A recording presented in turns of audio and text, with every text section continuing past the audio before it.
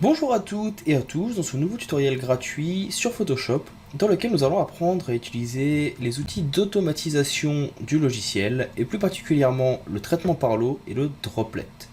Alors ces deux fonctionnalités vont aller de pair avec le script, donc du coup on verra dans un premier temps une première vidéo pour vous rappeler qu'est-ce qu'un script, comment le créer et à quoi il sert, et nous verrons après donc les deux outils d'automatisation dont je viens de vous parler qui vous permettront tout simplement de lancer un script automatiquement sur un dossier ou via un petit point exe que vous allez vous-même fabriquer à partir de Photoshop. Donc ce tutoriel est gratuit, pensé pour les débutants et facile d'accès. Malgré tout, il peut susciter des interrogations ou je peux, pour certains, aller un petit peu trop vite. Si c'est le cas, n'hésitez pas à m'envoyer un petit message, un commentaire via la section entraide sur tuto.com ou autre et à me dire ce qui ne va pas pour que je puisse vous aider au mieux. Je reste ainsi disponible à tout moment pour vous répondre et vous perfectionner dans l'utilisation du logiciel. J'espère que ce petit tutoriel gratuit vous plaira et je vous dis donc à tout de suite pour le visionner. Avant d'attaquer donc directement les outils d'automatisation, ou en tout cas le traitement par l'eau et le droplet, on va revenir sur la base et comment sont utilisés ces outils et à partir de quoi on va pouvoir les utiliser. Le principe est simple, on va pouvoir les utiliser à partir de scripts ou d'actions, parce que le nom a changé au fur et à mesure des versions de Photoshop, donc des actions ou scripts du logiciel que vous allez pouvoir mettre en place ou qui sont déjà pré-créés. Alors qu'est-ce qu'un script? C'est très simple, vous allez venir faire ici fenêtre, vous allez définir action ou Alt plus F9 et vous allez venir ouvrir cette fenêtre. Dans celle-ci, vous allez pouvoir donc découvrir un certain nombre d'actions qui existent de base. Histoire que ça soit un petit peu plus logique pour vous, on va réinitialiser tout ça. Je fais ici le clic sur les trois petites lignes parallèles et on va venir ici donc réinitialiser toutes les actions. Je fais OK. Donc quand vous ouvrez votre logiciel, vous allez vous retrouver avec ces actions de base. Celles-ci vous permettent, si vous les définissez et que vous les cliquez, de permettre certains réglages. Par exemple, vous avez ici le RVB en niveau de gris. Vous cliquez, ça va passer automatiquement votre photo en RVB en niveau de gris que vous allez pouvoir modifier vous-même. Vous allez pouvoir bien sûr donc réaliser également vos propres scripts. Donc pour cela, eh bien, tout simplement, vous allez venir par exemple créer un nouveau dossier. Je clique sur celui-ci, ça va être mes actions. Je le renomme. Je vais pouvoir venir ajouter, eh bien, par exemple, une nouvelle action. Donc je clique sur le calque. Je choisis le nom de mon action, donc là ça sera test tuto. Il sera dans l'ensemble, sous-entendu dossier, mes actions.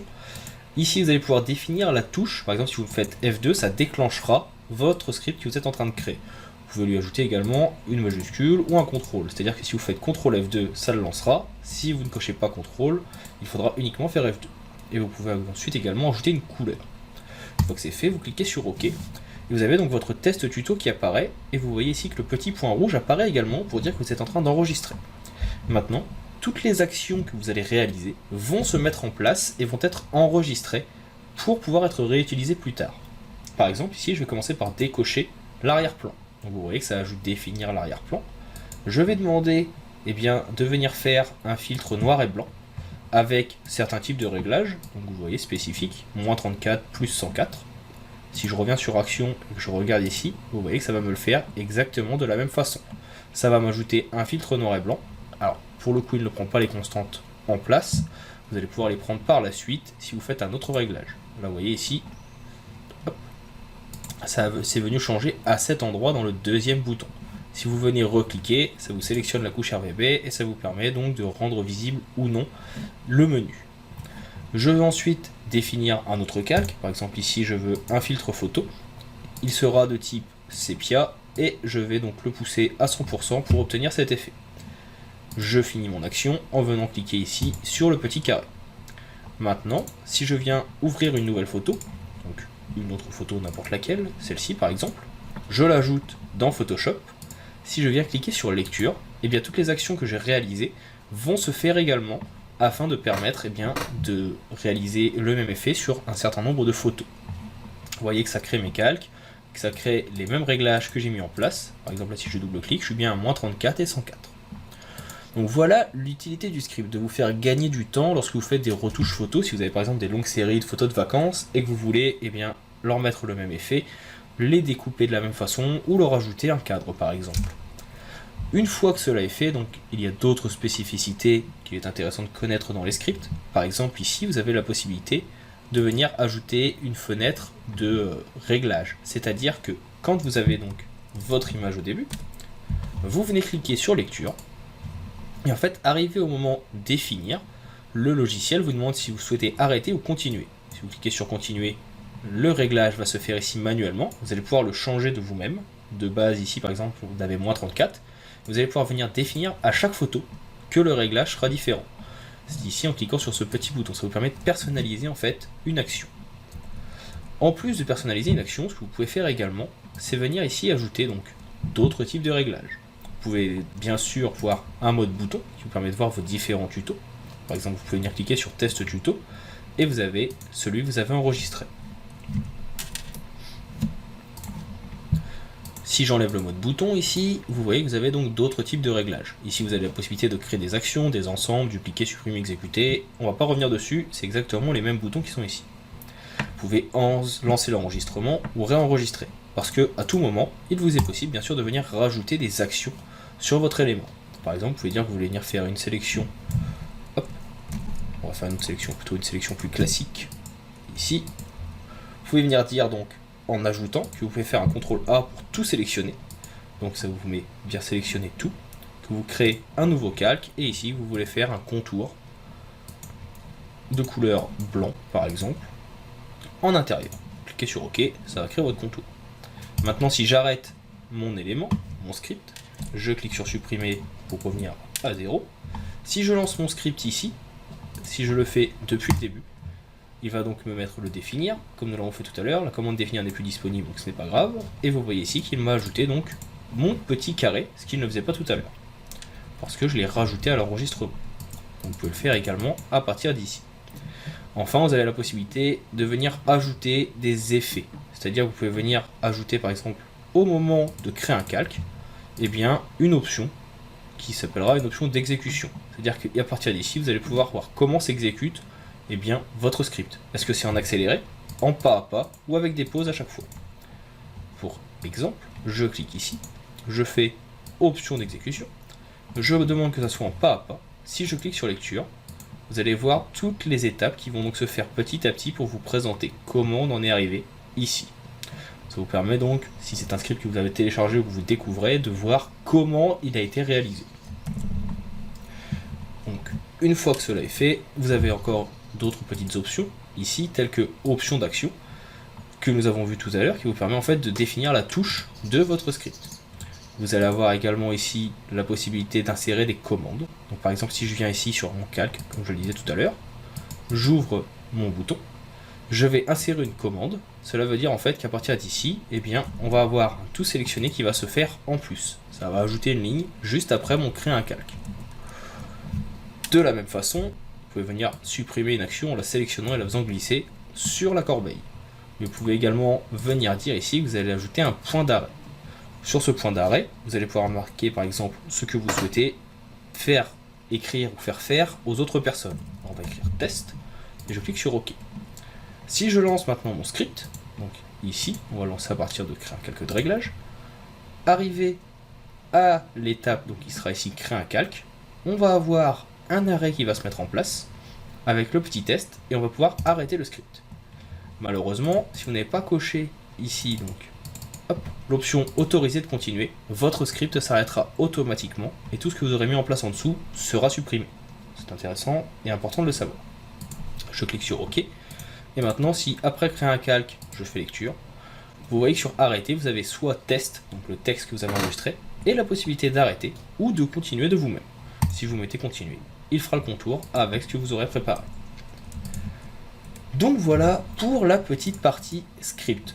Vous avez les autres ensuite qui sont ici, ce sont des scripts qui sont déjà préexistants et que vous pouvez ajouter à votre document. Ici vous pouvez effacer ceux que vous avez réalisés, réinitialiser, en charger d'autres ou les remplacer, comme vous le feriez avec des brushes, des dégradés ou tout autre élément de Photoshop. Je ne vais pas revenir dessus. Donc ça c'est la partie principale de notre tutoriel, de comment va fonctionner les outils d'automatisation. Vu leur nom, vous aurez bien compris qu'en fait ils vous permettront d'automatiser la tâche et les scripts pour pouvoir les faire sur un lot de photos en même temps. Parce que de base ici un script, quand vous l'avez réalisé, le problème c'est qu'une fois qu'il est fait, il ne peut pas être fait sur plusieurs photos à la fois. Vous êtes obligé de les ouvrir une par une et de venir faire le raccourci. Par exemple là je vais faire F2 pour pouvoir lancer mon script. Et après il faudra que j'aille sur l'image suivante avec F2 pour lancer le script suivant, etc. etc. Vous ne pouvez pas, eh bien, tout simplement faire que vos scripts se fassent en même temps sur plusieurs photos. À moins d'utiliser, bien sûr, comme je le disais tout à l'heure, les outils d'automatisation. Là, je vais me remettre en accéléré pour que ça aille un petit peu plus vite. On va effacer également le point d'arrêt. Et on va attaquer donc la possibilité de faire, eh bien, comme je le disais, les outils d'automatisation. On verra le traitement par l'eau et le droplet qui fonctionnent de la même façon, qui se paramètrent de la même façon, mais qui ont deux utilités différentes. Je vous dis donc à tout de suite pour la deuxième petite vidéo de ce tutoriel. On va découvrir ces outils d'automatisation. Maintenant que nous avons vu donc les bases de la création et de l'utilisation des actions ou scripts dans Photoshop, on va voir comment utiliser ceci sur un ensemble de photos. Alors, comme je vous le disais en introduction et un petit peu dans la vidéo précédente, il existe deux façons d'automatiser l'utilisation de ces scripts. Il y a le traitement par l'eau et le droplet. Alors, ce sont deux fonctionnalités qui se paramètrent de la même façon, mais qui n'ont pas le même effet. Le premier, le traitement par l'eau, vous permettra tout simplement en fait, de venir sélectionner un dossier dans votre ordinateur, et en fait, toutes les corrections vont se faire automatiquement à l'intégralité des images présentes dans ce dossier. En ce qui concerne le droplet, ça va être un petit peu différent. Photoshop va venir créer tout simplement un fichier .exe, si vous êtes sur PC, sinon sur Mac, j'ai plus le nom du fichier, je m'excuse. Et vous pourrez ensuite tout simplement venir faire un glisser-déposer sur vos images pour leur appliquer le script. Pour les créer, c'est très simple. Vous allez venir dans Fichier, ici, et vous avez Automatisation. Vous avez un certain nombre de paramétrages. Nous, ce qui va nous intéresser, ça va être Traitement par l'eau et créer un droplet. Le traitement par l'eau va se faire ici. Vous allez cliquer et ça va vous ouvrir une nouvelle fenêtre. Dans cette nouvelle fenêtre, de nombreuses actions et de nombreux paramètres à mettre en place pour le créer. Vous avez d'abord ici la petite fenêtre Exécuter. Dans cette fenêtre, vous allez venir définir l'ensemble, c'est-à-dire le dossier où se trouve votre action ou votre script. Si vous avez bien suivi la première vidéo, la première partie de la vidéo, ici ça sera Mes actions. Dans Mes actions, vous allez venir définir le script que vous voulez mettre en place et qui sera à activer. Ce script, ici, c'est Test Tuto. C'est celui qui va nous permettre de faire un petit effet sépia avec un cadre blanc. Vous allez ensuite venir ici définir le dossier d'où viendra votre image. Vous allez faire Sélection et vous allez choisir ce dossier. Alors nous, il se trouve tout simplement dans Data, Tuto, hop, Gratuit, Traitement par l'eau et Droplet. Je clique sur OK. Vous voyez donc que le chemin va s'afficher ici. Vous avez la possibilité ensuite de venir paramétrer quelques petites choses. Est-ce que vous voulez inclure tous les sous-dossiers? Nous, pour le cas présent, on n'a pas de sous-dossier, donc pas besoin. Mais si vous le souhaitez, vous pouvez. Est-ce qu'on va faire une priorité sur les actions ouvrir? C'est-à-dire que, s'il y a écrit ouvrir, il faudra l'ouvrir automatiquement. Est-ce que vous souhaitez supprimer les boîtes de dialogue des options d'ouverture? Ou est-ce que vous voulez supprimer les avertissements sur les profils colorimétriques? Parce qu'il peut arriver parfois, suivant les images que vous allez utiliser, qu'il y ait des avertissements vous disant que le profil choisi ou le profil de votre photo n'est pas reconnu par Photoshop, etc., etc. Vous pouvez choisir de supprimer ces petites pop-up d'avertissement. Vous avez ensuite ici l'erreur. L'erreur, c'est en gros, qu'est-ce qui va se passer si votre fichier rencontre une erreur? Est-ce que vous arrêtez votre script? Est-ce que vous consignez les erreurs dans un fichier? Si oui, où est-ce que vous devez enregistrer ce fichier, qui sera en .txt? De base, il se trouve donc dans votre ordinateur, Windows ou Mac, Programme, Adobe Photoshop CC 2017, et il va s'enregistrer ici. Vous choisissez son nom, vous pouvez bien sûr choisir un autre endroit. Vous pouvez venir l'enregistrer par exemple dans le même dossier où se trouvent vos images. Donc là, ça serait dans Tuto, Gratuit, Traitement par l'eau. Et enfin, vous avez ici la destination. Est-ce que vous allez enregistrer donc les corrections de votre image dans un nouveau dossier? Donc là, vous faites sélection directement ici, vous choisissez le dossier ou vous en créez un nouveau. Là par exemple, on va dire pour ce premier essai que vous allez aller dans Data, toujours Tuto, Gratuit, Traitement par l'eau et qu'on va ajouter un nouveau dossier qui sera donc Final. Je clique sur OK et vous voyez que ça sera ici que ça sera fait. Vous pouvez mettre une priorité sur les instructions d'action enregistrer sous, c'est-à-dire que vous serez obligé donc d'enregistrer sous vos images dans le dossier spécifique s'il y en a dans vos scripts. On peut l'ajouter, ça peut toujours être utile. Vous voyez, lorsque cette action est activée, les fichiers ne sont pas enregistrés dans le dossier de destination que par des étapes enregistrées sous de l'action. S'il n'y a pas cette étape enregistrée ou enregistrée sous, il n'y a pas d'enregistrement. Donc c'est à vous de voir si vous avez bien sûr pensé à faire cela. Enfin, vous avez la dénomination des fichiers. Ici, vous allez pouvoir donc donner un nom à vos fichiers. Ce sera le nom du document par exemple. Ensuite, vous allez pouvoir choisir de mettre par exemple la date et l'extension. Ce sera par exemple donc mon fichier 2017-05-31, nous sommes le 31 donc mai 2017, et le format ça sera ici par exemple GIF si le format de base était GIF. Vous pouvez bien sûr ajouter d'autres choses. Important à savoir donc, ça apparaîtra toujours dans l'ordre qui est ici. Le premier élément, le deuxième, le troisième. Et il est important ici que l'extension soit toujours en dernier, parce que si ça ne finit pas par l'extension, il y aura un souci. Vous avez bien sûr d'autres types de documents et d'éléments que vous pouvez mettre. Et ici, le nom du document avec une majuscule au début de chaque mot, ou alors sans majuscule, ou tout en majuscule, avec un numéro de série, avec une lettre comme numéro de série, les différentes possibilités de date, etc., etc. Vous avez ensuite ici les numéros, parce que chaque fichier va être renommé avec un numéro. Ça sera votre fichier, la date et 1 si vous l'avez défini, ou 2, ou 3, etc., etc. Ici, vous allez ensuite pouvoir enregistrer les paramètres de votre traitement Parlo avec ici donc disponible sur Mac et sur Linux, si vous utilisez Linux. Et une fois que c'est fait, vous cliquez sur OK. Vous devez ensuite spécifier un fichier dans lequel consigner les erreurs. Là, c'est parce qu'on l'a mis. Là, on ne va pas en mettre. Vous cliquez sur OK. Et votre droplet va se lancer tout seul et va vous enregistrer vos images. Vous voyez ici dans le dossier final comme vous l'avez défini.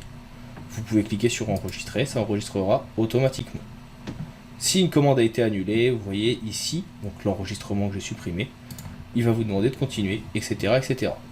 Là, c'est parce que, je vais arrêter le droplet pour le cas présent, nous avons cliqué dans notre traitement Parlo, tout simplement ici, nous n'avons pas coché propriété sur les instructions. Donc du coup, comme il n'y avait pas d'enregistré sous, il part du principe que tout est enregistré sous. Au niveau de la destination, tout à l'heure, nous n'avons pas vu, mais il y a également la possibilité de définir plusieurs choses. Par exemple, aucune destination, c'est-à-dire qu'il n'y aura pas d'enregistrement à la fin de la mise en place du droplet. Ou alors, il y a un enregistré et fermé uniquement, mais pas de nom, c'est-à-dire que vous allez automatiquement devoir enregistrer vous-même chacune de vos images. Par exemple ici, si je mets 100, je clique sur OK, le logiciel va me retoucher toutes mes photos les unes après les autres. Vous voyez qu'il va me les ouvrir également. Alors là, il a pris en compte la vidéo qui a été enregistrée dans le fichier. Petite erreur de ma part. On va les déplacer. Et de cette façon, vous voyez qu'il a automatiquement fait le petit script que nous avions mis en place sur les photographies, sur chacune d'entre elles. Donc ça, c'est le premier principe. Le deuxième principe est plus ou moins identique. Et il va s'appeler donc le droplet. Il se trouve ici, automatisation et créer un droplet. Et dans celui-ci, donc, on va retrouver des choses plus ou moins identiques. Le nom du droplet, donc ici vous sélectionnez, vous allez par exemple dans Data, Tuto, Gratuit. Ici, vous lui donnez un nom. On va l'appeler Test Vintage. Je l'enregistre. Vous avez ensuite l'action qu'il doit exécuter, comme nous l'avons vu tout à l'heure. Donc c'est mes actions, test tuto, et les mêmes paramètres à mettre en place. Pareil pour les erreurs et pour la destination. Une fois que vous l'avez paramétré, vous cliquez sur OK. Et si maintenant vous venez sur le dossier, vous voyez ici un icône en .exe qui apparaît et qui vous permettra donc de venir être utilisé pour vos images. Ici, donc encore une fois, n'oubliez pas, vous pouvez faire des enregistrements pour Mac et Unix en cas de besoin. Comme c'est un .exe, il est fort probable que si vous le réalisez sur PC, il ne fonctionne pas sur Mac. Mais vous pouvez tout de même essayer.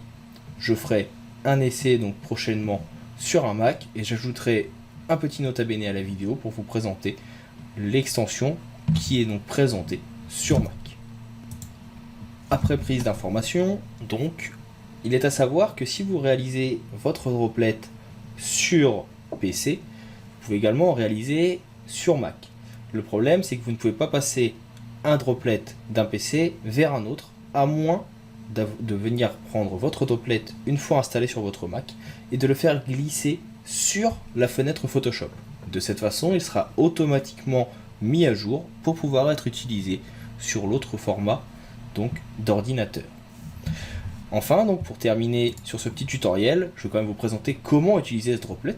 Vous allez voir, c'est relativement simple. Vous devez tout simplement sélectionner une ou plusieurs photos et la faire glisser. Vous prenez votre droplet, vous faites glisser et vous voyez que automatiquement le filtre que vous avez prédéfini, le script, se met en place. Vous pouvez venir bien sûr également en cas de besoin sélectionner plusieurs photos. Là je n'en ai sélectionné qu'une, mais imaginez vous en avez un certain nombre. Je les sélectionne, je fais glisser. Et tout va s'activer. Avec à chaque fois la mise en place de l'action que nous avons définie. Autre information, ici notre droplet est dans le même dossier, mais il n'est pas obligé. C'est-à-dire que je peux très bien venir, par exemple, le mettre ici sur mon dossier téléchargement et sélectionner mes photos, les faire glisser dans cet autre dossier. Et ça fonctionne quand même. Vous pouvez donc vous créer un fichier droplet où vous enregistrerez l'intégralité de vos actions et vous pourrez toujours les réutiliser en cas de besoin. Autre information qui peut être intéressante, si jamais par exemple vous venez supprimer le script de votre Photoshop, vous réinitialisez, vous changez d'ordinateur ou quoi que ce soit. Ici j'ouvre mes scripts et je fasse mon test tuto. Sachez que malgré tout, vous pourrez quand même réaliser le droplet parce qu'il a enregistré celui-ci, non pas dans Photoshop, mais dans son petit .exe. De cette façon, regardez, même supprimé, je viens déplacer. Le script se met quand même en place. Et pourtant, il n'existe plus dans mon Photoshop. Donc voilà pour cette petite astuce et cette petite présentation des outils d'automatisation qui vous permettront de gagner du temps lors du traitement de vos photos de vacances, de photos de famille. Ça vous permettra de pouvoir retoucher très rapidement vos photographies, les mettre à niveau au niveau des couleurs, vous pouvez faire des recadrages en quelques instants, des redimensions de taille, etc., etc. La seule limite, c'est bien sûr votre imagination. Si jamais vous avez des questions sur ce tutoriel, bien sûr n'hésitez pas à m'en faire part, je reste disponible au besoin pour vous aider.